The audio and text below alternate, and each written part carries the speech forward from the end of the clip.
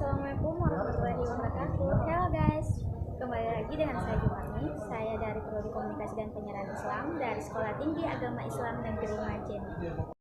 Baik, di sini saya akan memaparkan sedikit mengenai perbedaan dan persamaan public speaking. Nah, untuk itu dapat kita lihat bahwa persamaan retorika dan public speaking adalah keduanya sama-sama menuntut kita untuk berbicara di depan umum atau di depan publik. Sedangkan perbedaan antara retorika dan public speaking adalah kalau retorika itu seni berbicaranya, sedangkan public speaking adalah praktek nyata dari retorika itu sendiri. Baik, di sini kita akan lanjut pada pembahasan kedua, yaitu bagaimana cara mengatasi rasa takut dan serta menyampaikan ide kepada orang lain. Untuk itu ada beberapa solusi untuk mengurangi rasa takut serta menyampaikan pesan dengan orang lain. Di antaranya, yang pertama, berani mencoba, karena dengan beraninya mencoba, pembicara atau seorang public speaker akan mulai membentuk diri serta melatih kernevesan di panggung.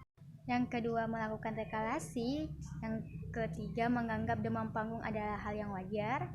Yang keempat, tanamkan dalam pikiran bahwa rasa takut adalah hal yang biasa dan pasti saya. Yang kelima, yaitu membaca Al-Fatihah dalam satu hembusan. Yang keenam, melakukan latihan pernapasan dengan detik 478.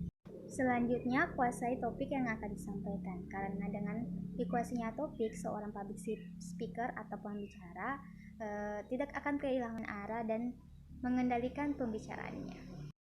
Selanjutnya, kenali audiensnya, karena dengan mengenali audiens, si public speaking atau pembicara dapat memilah kata untuk menyampaikan.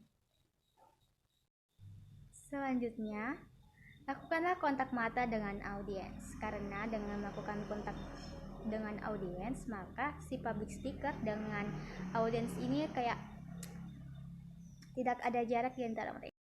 Selanjutnya, seringlah latihan di depan cermin, karena sering latihannya di depan cermin, seorang public speaker atau pembicara akan lebih percaya diri akan persiapan yang matang. Selanjutnya kita masuk ke pembahasan ketiga, yaitu apa yang terjadi ketika seorang public speaker atau pembicara tidak menguasai teknik kontak mata, body language, serta intonasi suara. Ya, pastinya secara otomatis pasti audiens akan tidak memiliki daya tarik untuk memerhatikan apa yang disampaikan oleh si public speaker atau si pembicara ini. Terus pasti si audiens akan merasa bosan, jenuh, dan audiens pasti kurang mengerti dan kurang yakin akan yang disampaikan oleh si public speaker atau si pembicara ini. Selanjutnya kita masuk ke pembahasan keempat, yaitu mengenai hal yang harus diperhatikan ketika ingin menyampaikan pesan humor. Nah, untuk menyampaikan pesan yang humor, pasti kita harus memperhatikan humor yang disampaikan haruslah berhubungan dengan materi yang kita sampaikan atau topik yang kita sampaikan. Dan humor yang kita sampaikan sebaiknya yang jarang didengarkan oleh si audiens. Terus perhatikan bahasa tubuh kita, serta pandai-pandailah kita dalam memilah kata agar humor yang kita sampaikan tidak mengandung sara. Selanjutnya kita akan masuk pada pembahasan kelima, yaitu unsur apa saja yang perlu diperhatikan dalam dunia public speaking. Pertama, intonasi, dimakan tinggi rendahnya nada bicara, yang dimana hal ini sangat penting ketika kita berbicara depan umum, karena rendahnya nada bicara sangat mempengaruhi makna pesan dan mempengaruhi suasana. Yang kedua, ada vokal dan volume, di mana vokal dan volume ini ketika kita melakukan sebuah public speaking, maka gunakanlah vokal yang lantang dan jelas agar pesan yang kita sampaikan itu jelas, serta volume naik turun yang kita gunakan harus sesuai dengan pesan yang kita sampaikan.